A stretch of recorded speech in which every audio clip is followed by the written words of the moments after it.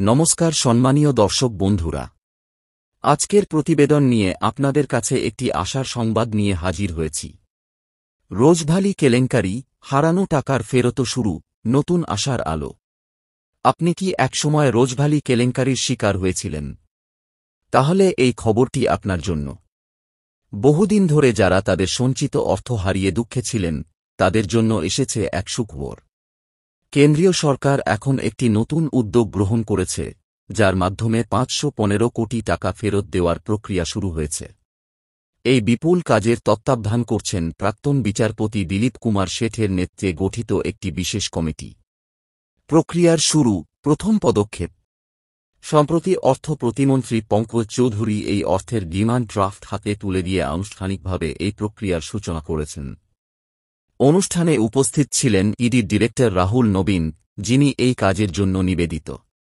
এই মুহূর্তটি রোজভ্যালি কেলেঙ্কারির শিকার লক্ষ লক্ষ মানুষের জন্য এক নতুন আশার সঞ্চার করেছে।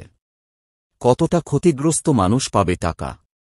২০১৫ থেকে ২০১৭ সালের মধ্যে ইডি প্রায় ২,৯৮৭টি ব্যাংক অ্যাকাউন্ট থেকে বিপুল পরিমাণ অর্থ জব্দ করেছিল। সেই টাকা এখন এক এক করে ফিরে পাওয়া শুরু হয়েছে। বর্তমানে প্রায় ৩১ লক্ষ মানুষ তাদের অভিযোগ দাখিল করেছেন এবং তাদের মধ্যে ৭,৫০,০০০ মানুষ অপেক্ষা করছেন তাদের হারানো টাকা ফেরত পাওয়ার জন্য। ইতিমধ্যে প্রায় ২২ কোটি টাকা প্রক্রিয়ার মাধ্যমে ফিরিয়ে দেওয়া হয়েছে, যার ফলে ৩২,০০০ মানুষ তাদের হারানো অর্থ পেয়ে গেছেন। বড় উদ্যোগ, সম্পত্তির বিক্রি। অর্থ ফেরত দেওয়ার জন্য শুধুমাত্র টাকার জব্দ নয়, রোজভ্যালি কোম্পানির একাধিক মূল্যবান সম্পত্তিও রয়েছে। জমি, বাড়ি, গাড়ি, এমনকি আরও দামি সম্পত্তি বিক্রি করে ২,০০০ কোটি টাকা সংগ্রহ করা হয়েছে।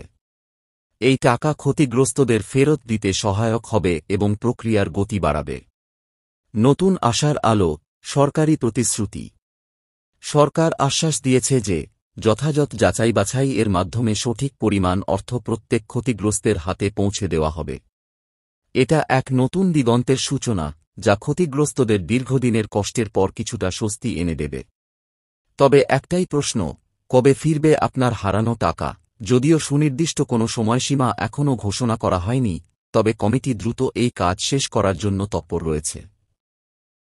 এতদিন পর রোজভ্যালি কেলেঙ্কারি আক্রান্ত মানুষদের জন্য এটি এক নতুন প্রভাতের সূচনা, যেখানে তারা তাদের হারানো অর্থ ফিরে পেতে শুরু করেছেন।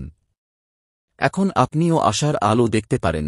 যতই সময় লাগুক, ফিরে আসছে আপনার হারানো টাকা।